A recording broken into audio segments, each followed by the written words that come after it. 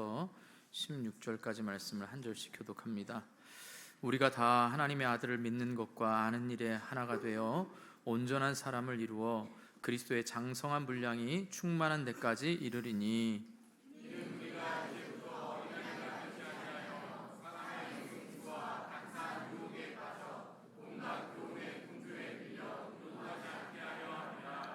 오직 사랑 안에서 참된 것을 하여 범사에 그에게까지 자랄지라.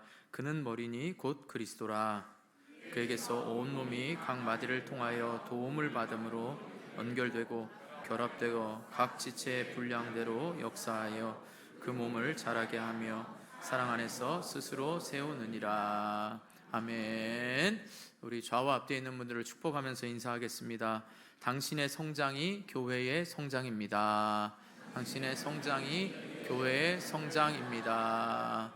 아멘. 한 번 더 축복하면서 인사하겠습니다. 당신을 통해 제가 성장합니다. 당신을 통해 제가 성장합니다. 그래요. 지난주에도 살펴보았지만 그래 맞아, 내가 널 키워, 이런 마음으로 하지 마시고 서로 보완되는 마음으로 축복합니다. 마지막으로 축복하면서 인사하겠습니다. 사랑 안에서 진정한 성장이 있습니다. 사랑 안에서 진정한 성장이 있습니다. 아멘. 지난주에 이어서 우리 함께 성장하는 교회 공동체를 살펴보면서 은혜를 나누려고 합니다. 먼저 여러분, 중요한 질문을 좀 던져보겠습니다. 여러분, 오늘 교회에 왜 나오셨습니까? 분명한 이유가 있습니까? 여러분, 왜 교회에 나오는지 분명한 이유와 목적이 있어야 됩니다. 어떤 분들은 억지로 습관적으로 또 교회 안 나가면 마치 벌을 받을 것 같은 느낌으로 이렇게 종교적 열심을 가지고 교회를 나오는 분도 있습니다. 또 가정에서 먼저 믿은 아내와 또 먼저 믿은 남편의 이 등살에 못 이겨서 안 나가면 집안에 전쟁이 일어날 것 같으니 가정의 평화를 위해서 남편의 말을 듣거나 아내의 말을 듣고 나온 분도 또 없지 않아 있을 겁니다.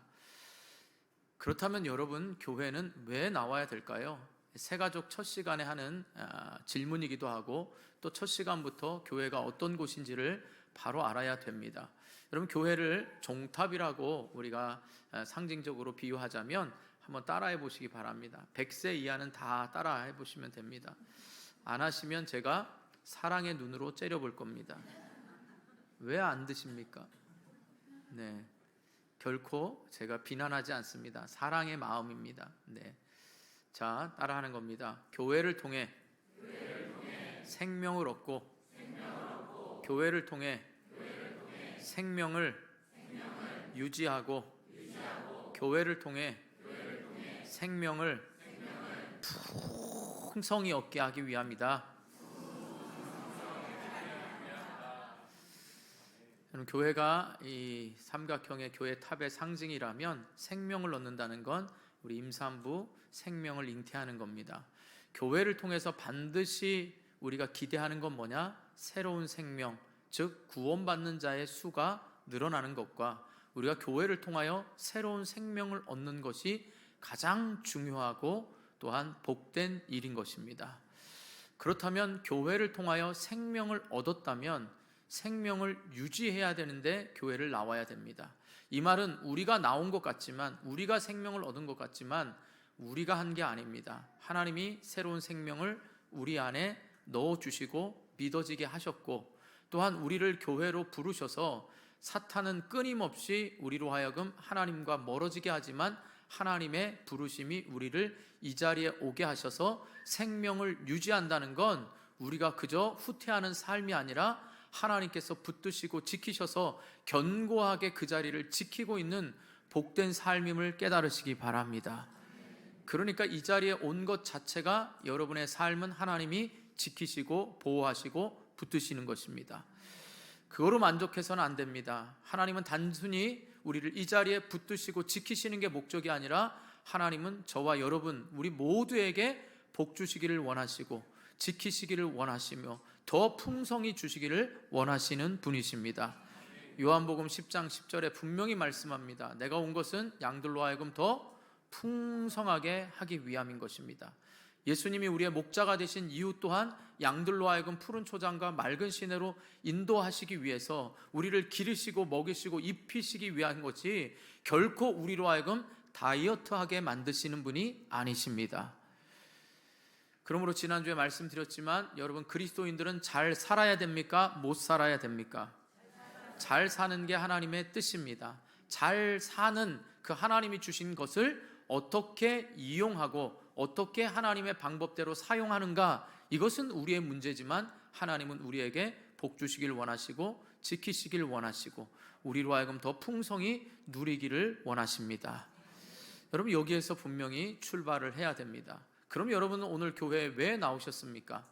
이미 생명을 얻었다면, 이미 지금 생명을 유지하고 있다면, 그렇다면 이제 여러분이 사모해야 할 것은 하나님이 나와 우리 가정과 사업장에 주실 바로 하나님의 풍성하심을 깨닫고 믿고 경험할 수 있기를 주님의 이름으로 축원합니다. 또 이왕 오셨다면 생명 얻는 일에 한번 생명을 걸어보시기 바랍니다. 새로운 생명을 얻는다는 건 완전히 다른 세상을 경험하는 겁니다. 여러분 또한 예수 믿기 전에 이전의 삶이 아닌 이후에 완전히 다른 삶들을 경험할 수 있기를 주님의 이름으로 축복합니다. 그렇기 때문에 교회의 중요한 사명, 교회가 존재하는 이유가 있습니다. 5가지입니다. 첫 번째는 예배입니다. 예배를 통하여서 바로 생명을 얻을 수 있도록 교회는 예배가 가장 중요한 존재 이유이면서 사명입니다. 두 번째는 전도입니다. 세 번째는 교육과 훈련을 통한 양육입니다. 네 번째는 바로 선교입니다. 그리고 마지막 5번째가 구제와 봉사입니다. 교회는 이 일을 위하여 세워졌습니다. 이 일을 할 때 존재 가치가 있고 목적이 있는 겁니다. 어떤 교회는 예배에 더 집중을 하고, 어떤 교회는 전도에 조금 더 힘쓰고, 어떤 교회는 양육과 또한 교육에 더 힘을 쓸 수도 있습니다. 어떤 교회는 또 선교에 힘을 다 쏟을 수도 있습니다.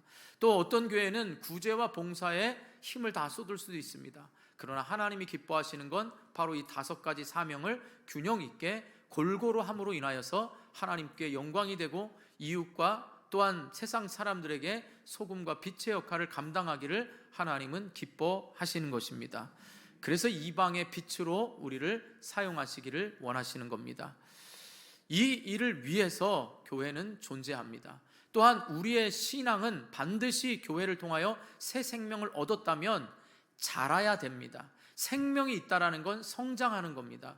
물론 인간적인 육체적인 성장은 여러분 20대에 멈출 수 있습니다. 그러나 우리의 영적 성장은 끊임없이 성장해야 됩니다. 바울이 말한 것처럼 우리의 겉사람은 후패하나 우리의 속사람은 날마다 어떻게 해요?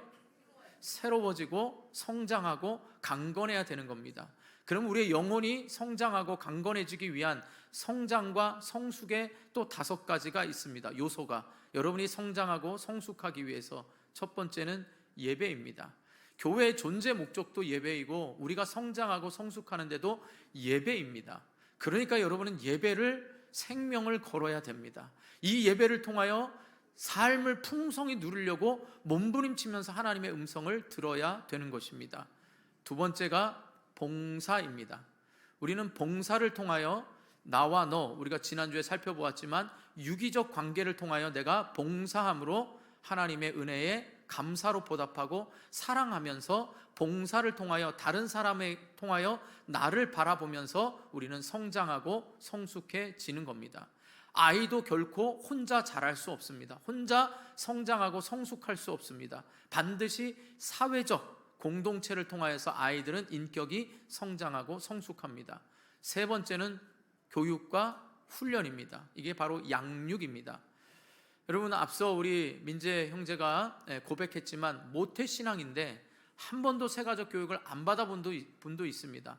그리고 교육이라는 걸 한 번도 받아보지 않은 분이 있습니다. 우리는 분명히 예수님의 제자입니다. 예수님을 닮아가려고 하는데 예수님에 대해서 알고 싶지도 않고 배우고 싶지도 않고 그래서는 절대 안 되는 겁니다. 훈련이 반드시 필요합니다. 훈련을 통하여 어떻게 섬기는 것이 성숙하고 어떻게 신앙생활이 여러분 해야 되는지를 배워야 되지요.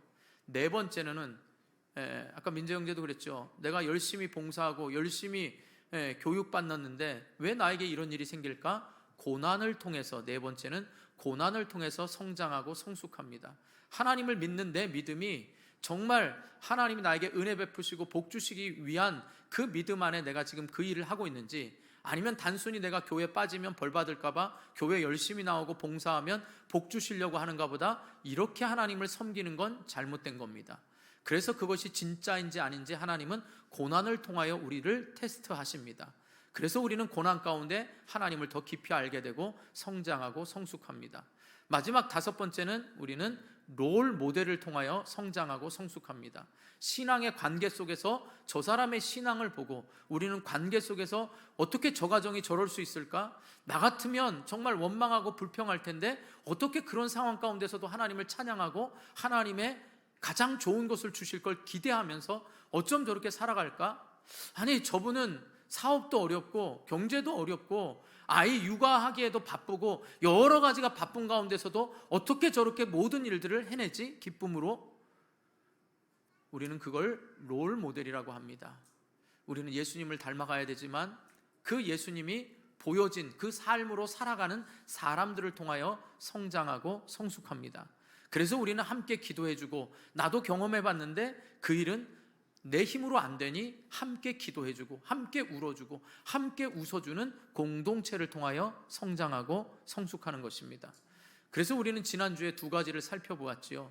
교회가 크고 교회가 좋다고 아름답다고 해서 나 자체도 큰 믿음을 가지거나 나 자체의 인격도 아름다운 사람이 아닙니다.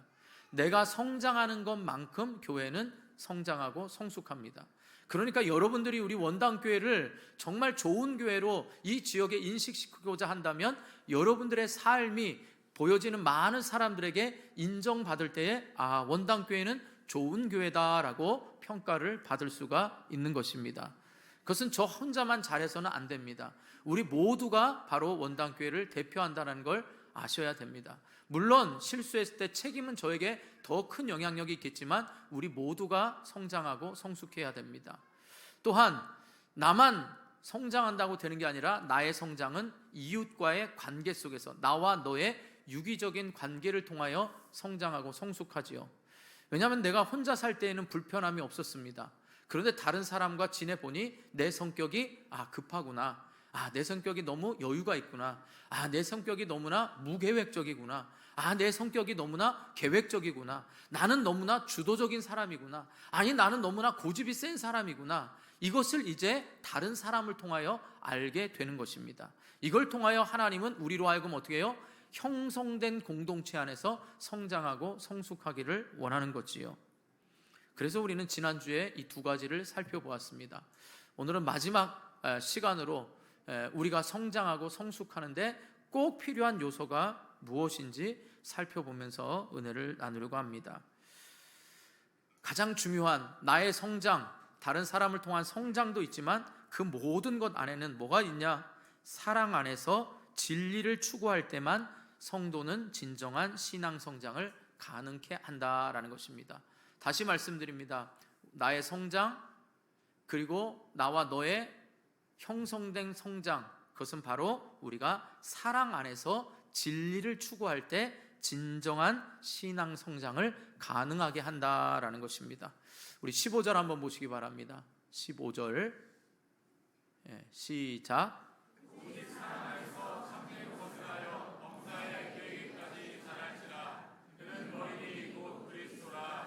아멘. 자, 여기서의 참된 것이라는 건 진리, 곧 복음을 말합니다.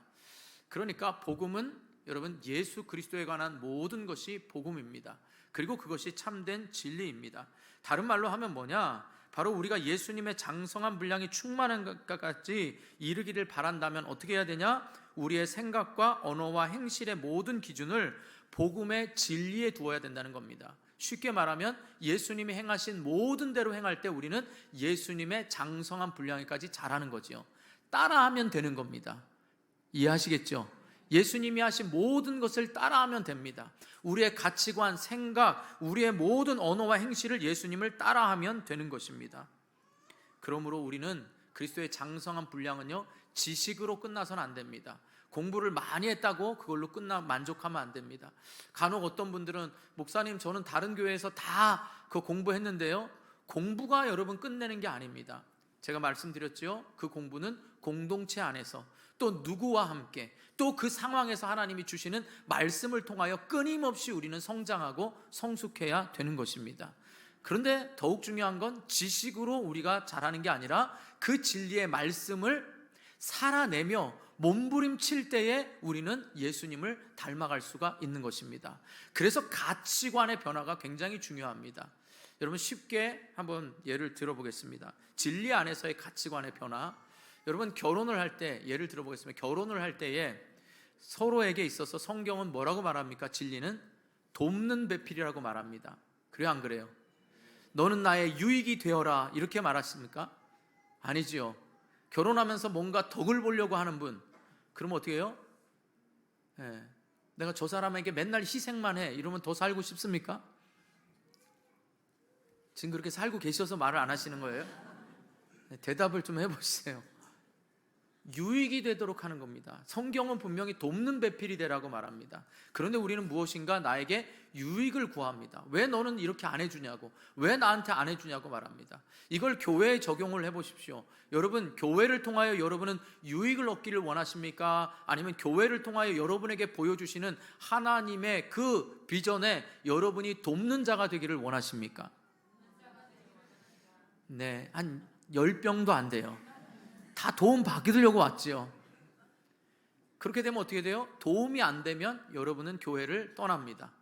우리 교단에 약 15,000교회가 있습니다. 15,000교회를 다 다녀봐도 여러분의 가치관, 생각이 바뀌지 않으면 여러분은 교회에 유익이 안 된다 그러면 어디든 떠납니다.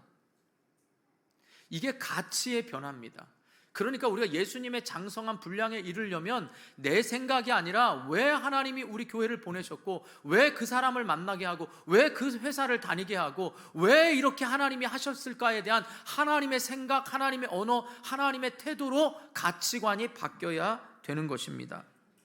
여러분 예수님을 10년, 20년 믿어도 그 얼굴에 예수님의 형상이 나타나지 않고 그 바뀌지 않는 건 여러분 쉽게 바뀌진 않습니다. 그러나 우리의 생각이 바뀌면서 끊임없이 우리는 성화의 과정을 걸어 나가야 되는 것입니다. 대부분의 성도들이 그런 건 아니지만 성도들 가운데는 중간에서 때에 따라 자기 편한 대로 취사 선택을 하는 경우가 많습니다. 예를 들면 은혜를 받으면 예수님의 가치관과 생각으로 자신의 가치관을 바꿉니다. 하나님이 하셨다고, 하나님이 하셨다라고 막 그냥 좋아서 자랑을 합니다. 하나님이 하셨다고. 그런데 조금만 어려움이 오면 어떻게 해요? 그것도 하나님이 하신 거 아니에요? 그래요, 안 그래요? 우리의 인생을 하나님이 책임지고 하나님이 이끌어 가시잖아요. 근데 조금만 어려우면 어떻게 합니까? 하나님 왜 그러시냐고, 왜 그러시냐고, 왜 그러시냐고 이러면서 어떻게 해요? 세상 것으로 바뀌어 버립니다. 결정적인 순간이 다가오면 그 생각을 자신의 생각으로 바꾸어 버립니다. 마치 바람에 밀려 요동하는 바닷물결 같은 모습을 보이는 경우가 많습니다. 봉사를 하다가도 어떻게 해요? 조금 마음에 안 맞거나 조금 힘들거나 이러면 어떻게 해요? 자기 때문이라고 생각하지 않고 뭐예요? 너 때문이라고 말합니다. 자기가 변해야 되는데 꼭 남을 변화시키려고 합니다. 여러분 우리 교회의 비전은 여러분 보시는 분 왼편이고요. 우리의 사명은 뭐예요? 제자가 된다는 건요, 여러분 우리가 거대한 사람을 많이 해서 무슨 정치인을 길러내고 뭘 해서 영향력을 미치자가 아니고요, 우주보다, 이 지구보다 넓은, 아니 우리나라보다 더 넓은 이 우주도 못 담을 내 안에 있는 이 모든 요소들, 이게 안 변하니까 여기부터 변화시키자는 겁니다. 양육반 10주요? 아무것도 아닙니다. 제자반 32주는요 변화와 순종을 통하여서 인격과 사역적인 면에서 예수님을 닮아가는 훈련 과정입니다. 벌써 기죽을 건 없습니다. 벌써 여러분보다 앞서간 사람들, 여러분보다 결코 나은 사람들이 아닙니다. 그러니까 염려하지 마시고요, 우리를 변화시키는 이 일들이 끊임없이 우리 안에 해져야 되는 것이지요. 그러므로 사랑하는 성도 여러분, 무엇보다 우리의 생각과 관심과 가치관을 예수님이 행하신 것처럼 닮아가겠다라는, 늘 하나님이 우리에게 말씀하실 때 그대로 살려고 하는 몸부림침이 우리에게 있기를 주님의 이름으로 축원합니다. 그래서 지난주에도 말씀드렸지만 우리는 부족하고 연약하지만 1년이 지나고 2년이 지나가면 조금 더 다른 사람 앞에 나은 모습이 있기를 주님의 이름으로 축복합니다.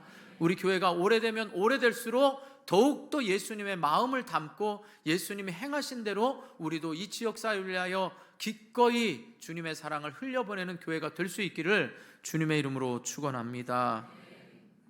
그렇다면 이것으로 끝나느냐? 가치관이 바뀌었다고 해서 여러분 다 바뀌는 게 아닙니다. 바울은 무엇보다 그 가치관이 바뀌기 전에 중요한 것을 말씀합니다. 그게 바로 뭐냐? 오직 사랑 안에서 행하라는 겁니다. 사랑 안에서가 중요합니다. 대부분의 영어 성경의 번역본들을 보면요, 뭐라고 되어 있냐? 오직 사랑 안에서 참된 것을 하여라는 말을 오히려 사랑 안에서 참된 것을 말하라고 합니다. 그러니까 오히려 사랑 안에서 참된 것을 말하라는 겁니다. 이 말은 진리와 사랑은 서로 상호 보완적이다라는 것입니다. 무슨 말이냐? 여러분, 사랑이 없는 진리는 삭막하고 능력이 없습니다. 여러분, 제가 여러분에게 사랑하는 성도 여러분 그렇게 말하고 이렇게 말하고 있는 게 여러분 사랑의 마음이 안 느껴진다면 삭막하고 공허한 메아리고 능력이 없지 않습니까? 그래요. 이것 또한 더 줄었어요. 예. 날씨가 따뜻하시니까 편안하시고 오늘 제 목소리가 아주 잠자기 좋은 목소리 아닙니까? 예. 그래서 아주 편하게 들으시는 것 같아요. 왜? 사랑의 마음을 담아서 조금이라도 그럴까 싶어서. 안 느껴지십니까? 사랑이 중요합니다. 그런데 여러분, 진리가 없는 사랑은요 어떻게 되냐? 바로 연약하고 일시적인 게 됩니다. 진리 위에서 끊임없이 내가 돕는 배필이어야 된다라고 말하지 않으면 그 진리가 없는 사랑은 금방 식어버립니다. 여러분이 저를 위하여 사랑한다라고 말할 때 목사님 사랑합니다, 목사님이 우리 목사님인 것이 굉장히 좋습니다 라고 말할 때 그것이 진리 위에 서 있지 않다면 뭐예요? 제가 여러분에게 끊임없이 뭔가를 잘해줄 때 사랑하지요. 그런데 제가 여러분에게 듣기 싫은 말이라도 하나님이 이걸 기뻐하십니다. 여러분, 말씀 가운데 오늘 분명히 오신 교회에 오시고 예배 드리는 목적을 분명히 하십시오. 그냥 왔다 갔다 교회 마당발만 밟지 마시고 교회의 유익을 받으려고 하지 마시고 하나님이 교회를 통하여 여러분과 여러분 가정에 원하시는 그 일을 힘써 행하십시오. 이게 맞아요, 틀려요? 맞지요? 그런데 이게 여러분 안에 사랑의 마음이 없으면 목사님이 우리를 사랑해서 그 말을 하시는구나 하겠지만 그게 사랑으로 안 들려지면 어떻게 해요? 금방 미워하게 되겠지요. 그래, 안 그래요? 진리 위에 서 있지 않으면 오래 못 간다는 겁니다. 여러분이 저를 가장 사랑하는 주는 방법이 있습니다. 그것은 바로 기도해 주는 겁니다. 하나님이 저에게 원당교회를 부탁하시며 하나님의 뜻을 이루어 가도록 부족한 종을 세웠으니 여러분들은 그 부족함을 볼 때 어떻게 하라고요? 진리는 돕는 배필이 돼야 되는 겁니다. 여러분이 판단하는 수많은 목사 가운데 예수님을 닮아가려고 힘쓰는 목사는 있어도 예수님이 되신 분은 없습니다. 우리 인간은 다 악합니다. 연약합니다. 어떤 인간도 마음에 들지 않습니다. 여러분, 다른 분들과 어울리면서 이 사람은 나랑 딱 맞아 이러고 한 번도 안 싸운 분은 다른 사람을 무시하는 분입니다. 그러면 안 싸웁니다. 웃자고 하는 얘기인데 여러분이 저를 무시했습니다. 그래서 안 싸웁니다. 그래서 더 이상 말 안 하겠습니다. 사랑하는 성도 여러분, 이렇게 진리가 없으면, 진리가 없는 사랑은 너무나 쉽게 무너져 버립니다. 그러나 진리 가운데 사랑하는 사람은 끊임없이 기도해 줍니다. 그래서 저는 여러분을 사랑하는 가장 큰 사랑을 말씀과 기도라고 성경은 분명히 말하고 있고, 저는 그렇게 믿고 여러분을 사랑하는 최선의 방법이 말씀을 바로 전하고 그 다음에 여러분을 위하여 기도해 드리는 겁니다. 이게 저에게 있어서는 사랑입니다. 나머지 사랑은 저의 성품과 인격에 따라 다르겠지요. 그게 혹시라도 여러분에게 불편하다면 여러분 본질적인 부분에서 흔들리지 마시고 저를 위하여 기도해 주시고 그 사랑으로 끝까지 아름답게 우리 몸된 교회를 세워나갈 수 있기를 주님의 이름으로 축복합니다. 그래서 우리는 수시로 넘어지고 자빠지고 또 주저앉고 실망하며 실패합니다. 만약에 여러분, 제가 성도들을 인간적으로 사랑해서 여러분에게 무엇인가 유익을 구하기 원한다면, 여러분이 유익이 안 되면 저는 어떻게 해요? 쉽게 넘어지지 않겠습니까? 그래요, 안 그래요? 이렇게 대답도 안 하고 무시하고, 그래도 사람이 상처를 안 받는 건 진리 위에서 있기 때문입니다. 제가 돕는 배필로 있는 거지요. 그러니까 여러분들도 어떻게 해요? 제가 이러더라도 낙심하지 않는 것은 목사님 왜 저래? 이게 아니라 여러분이 저를 위해 기도해 주시기 바랍니다. 바로 사랑의 관점으로 사람을 보고 자신을 봐야 그것이 진리 가운데 있게 되는 것입니다. 왜냐? 여러분, 우리는 늘 연약합니다. 10년, 20년, 30년, 50년을 믿어도 예수님을 닮아가려는 몸부림은 있어도 예수님은 없다 그랬죠. 그런데 그 예수님이 우리를 책망하거나 우리를 뭐라 하지 않으셨습니다. 사람들은요, 비판하기를 좋아합니다. 자기 눈에 안 맞는 건 지적하기를 좋아합니다. 너 왜 이렇게 하냐고. 심지어는 저는 우리 아이한테도 지적을 받습니다. 그게 사람 아니겠습니까? 그래, 안 그래요? 여러분, 지적 한 번도 안 받아보셨습니까? 받아보셨죠? 마치 또 안 받은 것처럼 제가 지적하겠습니다. 반응 좀 하십시오. 이런 지적질이 안 좋을 수도 있습니다. 그러나 우리 주님은요, 여러분이 반응하든 안 하든 항상 여러분에게 사랑의 언어로, 감정의 변화 없이 최고의 사랑으로 여러분에게 말씀하십니다. 여러분, 제가 만약에 감정이 상해서 여러분에게 뭔가를 요구한다 그러면 그건 감정적으로 사랑이 없는 말씀일 겁니다. 그런데 여러분이 웃는 이유는 뭐예요? 제가 결코 여러분들을 어떻게 해요? 지금 반응 안 한다고 화내는 거 아닌 거 아시죠? 항상 여기만 많은 것 같아요. 이게 바로 사랑의 마음입니다. 예수님은요, 우리가 넘어지고 지치고 주님의 뜻대로 살아가려고 하지만 늘 우리의 마음이 하나님을 떠나 있을 때 예수님은 먼저 다가와서 손을 잡아주십니다. 먼저 위로해 주십니다. 그리고 격려해 주십니다. 다시 새 힘을 주십니다. 우리는 이 사랑에 힘입어서 다시금 우리의 자리에서, 삶의 자리에서 버티고 주님을 위하여 달려가는 것입니다. 이게 사랑의 힘입니다.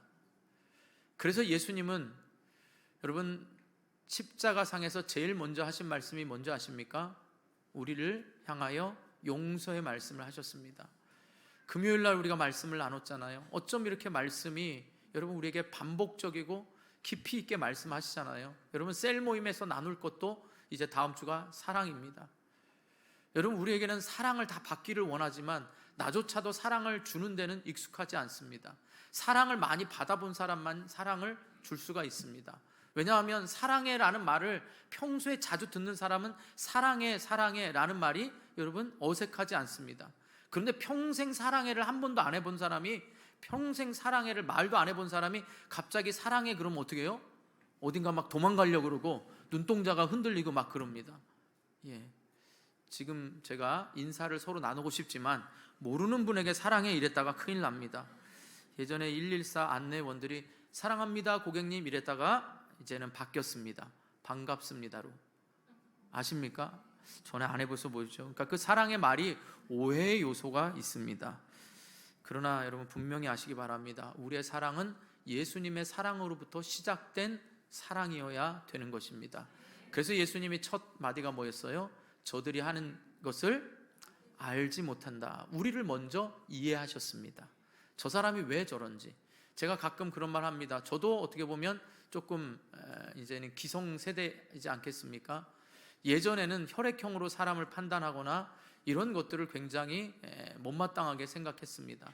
그러나 요즘 젊은이들에게 아는 MBTI, 이 검사를 통하여 우리는 서로의 성격을 알게 되는 겁니다.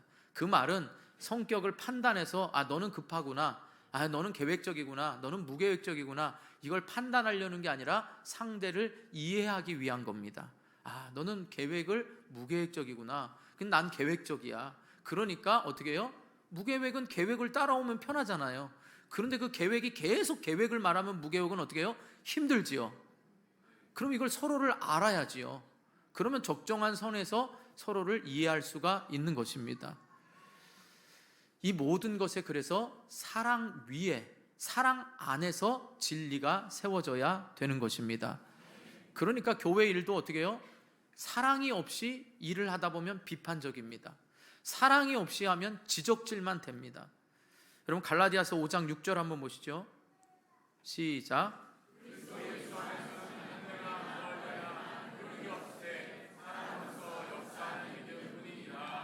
아멘. 여러분 갈라디아서 교회, 갈라디아 교회는 바울이 최초로 이제 세운 교회죠. 소아시아 갈라디아 지역을 1차 전도 여행 가서 세운 교회입니다. 그 갈라디아 교회는 어떤 교회였냐? 여러분 유대인에서 그리스도인으로 개종한 그리스도인과 이방인에서 개종한 그리스도인이 함께 신앙생활을 했습니다. 그런데 이 유대인 그리스도인이 뭐라고 얘기하냐? 이방인 그리스도인들에게, 야, 너희가 은혜로 구원을 받았지만 완전한 구원에 이르려면 우리처럼 할례를 받아야 돼. 그리고 율법을 지켜야 완전한 구원에 이를 수 있어. 그래서 계속 할례를 강조합니다. 그러니까 바울이 뭐라고 해요? 할례냐 무할례냐가 중요한 게 아니라 오직 뭐라고 해요? 할례나 무할례는 효력이 없으되 사랑으로 역사하는 믿음뿐이다, 이렇게 말합니다.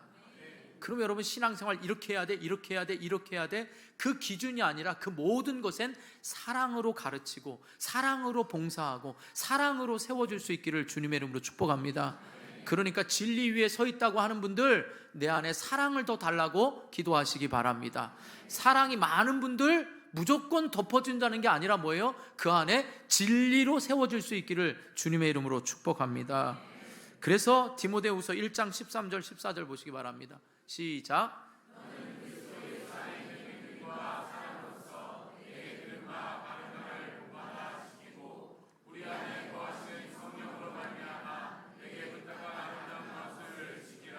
아멘. 믿음과 사랑으로서, 이게 꼭 들어갑니다. 오늘 본문 16절도 한번 보시죠. 16절 시작.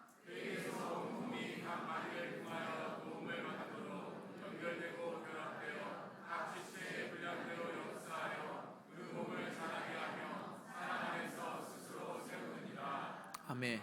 우리가 각 마디가 뭐라 그랬어요? 성령이라 그랬잖아요. 성령께서 우리에게 어떤 마음을 주셔요? 사랑의 마음을 주셔야 우리가 건강하게 자랄 수가 있는 것입니다. 그러니까 여러분 이것들 교회에 적용하자면 교회를 먼저 사랑하십시오. 주님이 핏값으로 세운 교회를 사랑하시고 그 교회를 사랑하신 주님이 부족하지만 저를 세우신 저를 사랑해 주시고, 그 사랑은 다른 인간적인 사랑이 아니라 저를 위해 기도해 주시기를 바라고, 또한 여러분 세운 셀 리더와 여러분 함께 봉사하는 분들을 위해서 사랑으로 기도해 주시기 바랍니다. 그러니까 제가 앞서 말한 대로 여러분의 박수가 무엇을 위한 박수냐라고 말하고, 아까 찬양대 아주 그냥 믿음의 선포를 했을 때 그 박수도 무슨 박수냐라고 묻고 싶었습니다. 여러분 안에 꼭 하나님께 대한 사랑과 이웃에 대한 사랑이 마음이 전달되는, 그래서 사랑과 믿음의 진리 위에 우리 교회가 함께 세워져 갈 수 있기를 주님의 이름으로 축복합니다. 우리 좌우 앞에 있는 분들 축복하면서 인사하겠습니다. 뭐 사랑하십시오 이렇게 하지 말고 무슨 일을 하든지 사랑으로 하시기 바랍니다. 자기를 뽐내려고 하지 마시고요. 이제 우리 교회에 대한 간단한 이야기만 하고 말씀을 마치려고 합니다. 화면을 좀 띄워주시기 바랍니다. 같이 좀 읽어주셨으면 좋겠어요. 자, 우리 교회는요, 제가 지난주에 말씀드렸지만 모든 남자와 여자는 건강하면 다 어떻게 해요? 봉사해야 됩니다. 어떻게 봉사해야 되는지 한번 보죠. 읽어주시기 바랍니다. 자, 시작. 아니 그 위에 모두가 참여하는 건 왜 뺄라 그래요? 전 절대 마음 상하지 않습니다. 자, 모두가 시작.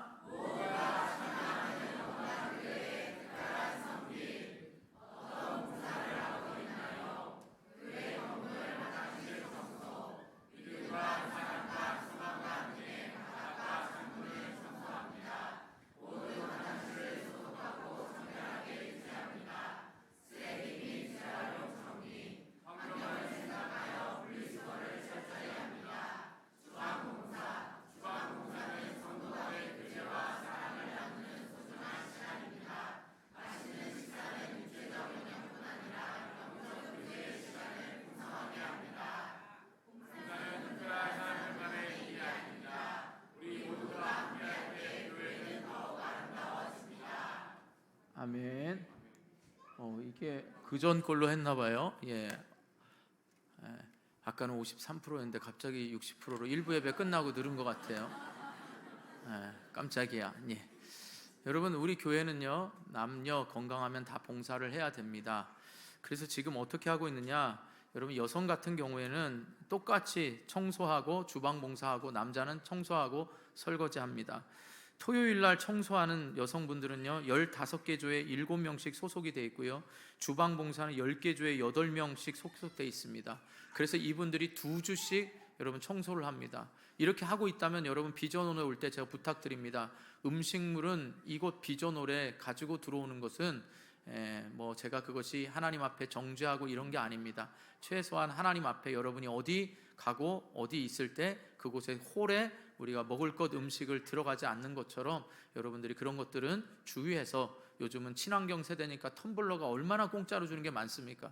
우리 특세 때에도 텀블러 줬으니까 텀블러에 넣고, 왜냐하면 누구 하나가, 여러분 제가 생각해 보겠습니다. 제가 이 물을 여기 맹물에 안 넣고 여기 어디 커피점 그걸 제가 들고 와서 이렇게 홀짝홀짝 마시면서 말씀을 전한다면 목사님도 저거 갖고 오시네 이러면서 여러분 다 들고 오지 않겠습니까?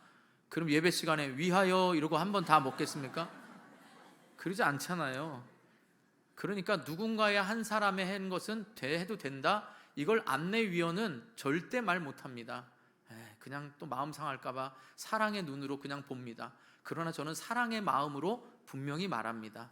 이제는 음식물과 음료, 다른 물 말고는 여러분 텀블러에 담아오시고 하지 않으셨으면 좋겠습니다. 이게 바로 청소하는 겁니다. 그래서 남자는 또 어떻게 되냐? 바로 셀별로 청소합니다. 남자 셀에 인원이 많이 나오면 3개조로 나누어서 청소하고 주방에 설거지합니다. 여러분 식판이요 굉장히 많이 나옵니다. 300개 이상이 나오기 때문에 여러분 그게 한두 명 가지고 설거지 하다가는요 정말 안 됩니다. 그래서 여러분 적어도 6, 7명이 필요한데 이 6, 7명이 그것도 2주씩 봉사합니다. 그래서 우리 교회는 성도들이 다 주방과 청소를 합니다. 여러분 오늘도 보면 찬양대에 또 봉사하는 분도 있는데 나는 찬양대니까 이러면서 여러분 이게 더 중요하다? 아닙니다. 우리는 이것이 아름다운 전통이고 문화이니까 누구든 여러분 우리 교회 오면 청소하시고 여러분 식사하셔야 됩니다. 간혹 어떤 분들 가운데 그럼 저는 밥 안 먹을래요. 이런 어린아이와 같은 신앙생활이 어디 있습니까? 제가 누군지 한 명은 알고 있는데 그분의 마음이 변해서 요즘엔 하고 있어요. 할렐루야.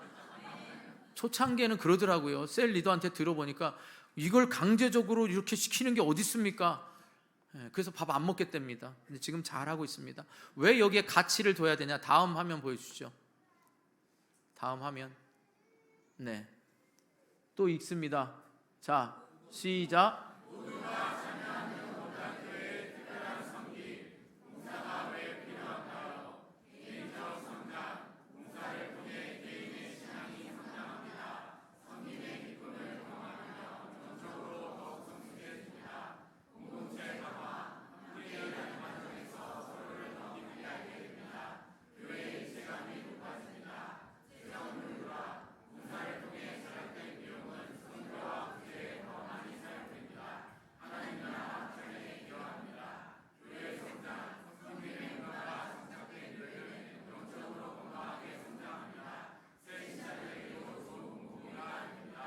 네.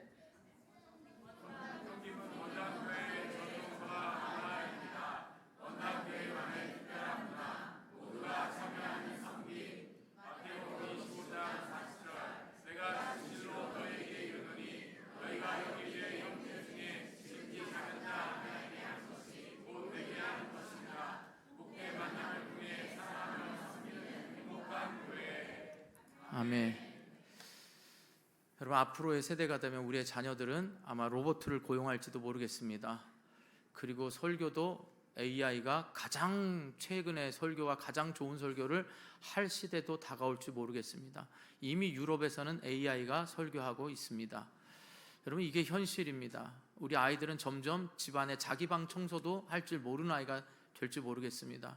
그러나 우리 부모 세대가 교회를 사랑하며 섬겼듯이 여러분 한 분 한 분이 섬겨주시기 바라고 꼭 부탁드립니다. 적어도 여러분이 권사로서 기도의 사명을 가지고 계신다면 주일마다 도고기도팀, 월요일 도고기도팀, 또 목요일 여성분들의 도고기도팀, 이걸 통해서도 여러분이 섬기고 꼭 함께 해주시기를 부탁을 드립니다. 그래서 우리 교회는 이러한 아름다운 전통에 서로가 만들어가며 세워가는 우리 원당교회가 하나님이 기뻐하시는 교회가 될 수 있도록 여러분 한 분 한 분의 신앙이 성장해서 우리 원당교회가 성장하고 또 너와 나의 공동체가 성장함으로 그것이 사랑 안에서 내가 우리 원당교회가 사랑이 많은 교회임을 경험했다라고 말할 수 있도록 여러분 사랑과 진리 가운데 든든히 세워져 갈 수 있도록 여러분들이 한 분 한 분이 참여해 주시고 함께 기도해 주시기를 주님의 이름으로 부탁하고 축복합니다. 기도하겠습니다. 간단히 1분만 기도하시죠. 하나님이 원당교회로 보내신 목적을 알게 하시고 이제 예배를 통하여 내가 생명을 얻고 생명을 유지하는 그 정도가 아니라 생명을 풍성하게 누리게 해달라고 기도하시고, 하나님 우리 원당교회 한 지체로서 건강하게 성장하고 나도 다른 사람을 내 어깨 위에 세울 수 있는 그런 제자가 되게 해달라고 우리 주님 한번 부르고 간절히 기도하도록 하겠습니다. 주여, 하나님 감사합니다.